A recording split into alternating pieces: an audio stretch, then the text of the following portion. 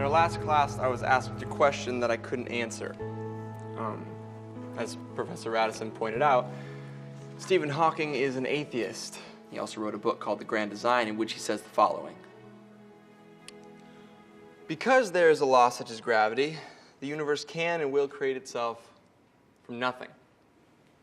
And to be honest, I tend not to refute that. I mean, after all, Hawking is clearly a genius.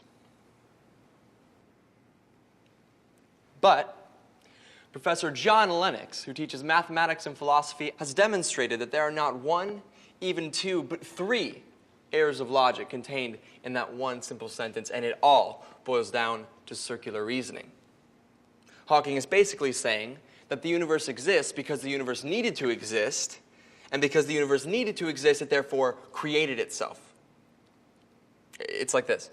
If I say to you that I can prove that Spam is the best tasting food that's ever existed because in all of history, no food has ever tasted better, you'd probably look at me strange and say, I haven't proven anything, and you'd be right.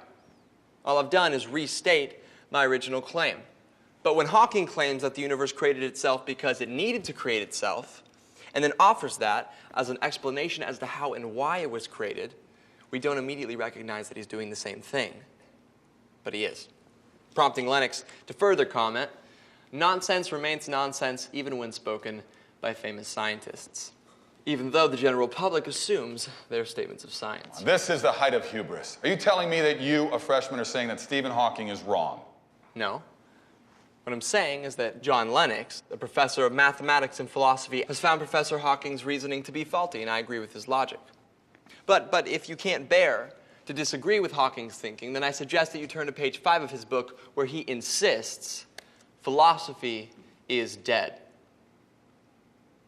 And if you're so sure of Professor Hawking's infallibility, and philosophy really is dead, then, well, there's really no need for this class.